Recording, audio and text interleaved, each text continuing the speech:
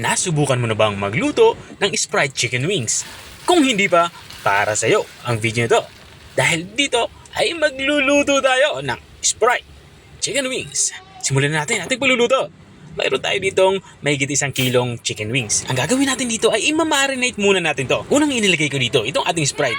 Sinundan ko na din dito ang ating black pepper or pamintang durog. At para magkalasa na, naglagay na din ako dito ng kaunting asin. Matapos nga natin mailagay itong ating 3 sangkap pang marinade. Ang gagawin lang natin dito ay hahaluin lang natin to ng maigi. Ginagawa natin to para madaling manood yung lasa dito sa ating chicken wings. At matapos nga natin to mahalo ng maigi, i-marinate natin to ng at least 3 oras. At makalipas nga ng 3 oras, dito naman sa parting ito ay magsisimula na nga ako magluto. Nagpainit na nga ako dito ng kawali at nang uminit na nilagyan ko ito ng kaunting mantika.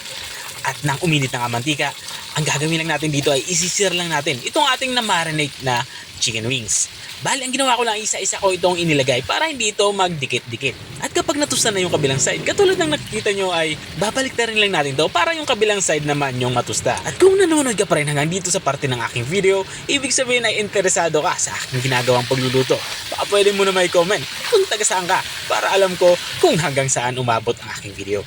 Balik tayo dito sa ating nilulutong ulam. Matapos ko ang masir yung ating chicken wings, ay dito naman sa part nito ay nagsisimula na ako mag-isa. Unang inilagay ko yung bawang. Sinunod ko na din itong ating luya. Hiniwa ko lang ito ng paaba at maninipis. Ang gagawin lang natin dito ay papalabasin lang natin ang aroma nitong ating 2 sangkap panggisa.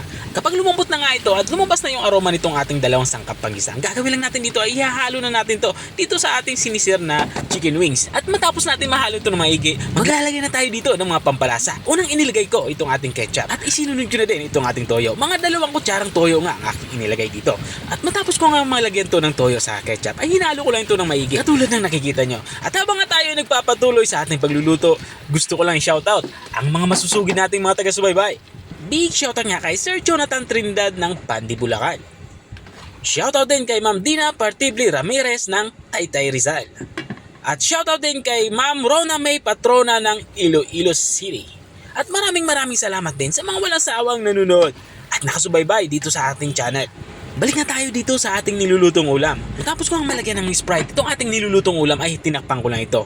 Bali, ang ginawa ko lang ito ay tinakpan ko lang ito ng mga 15 minutes. Sapat para lumambot itong ating chicken wings. At makalipas nga ng 15 minutes ay binuksan ko na ito. Dito naman sa parte ito ay hindi ko na ito tatakpan. Bali, ang gagawin ko lang ay papa-evaporate ko na yung ating sabaw hanggang sa mantika na lang yung matira. Naglagay na din pala ako ng asukal dito kasi gusto ko sa dish na to yung medyo matamis. At kapag ganito na itsura ng ating nilulutong ulam, nag-evaporate na nga yung sabaw at mantika na lang yung natira, ay pwede na natin to i-serve. Pero bago natin to i-serve, lagyan na natin to ng spring onion, pang garnish lang. Ito naman ay optional.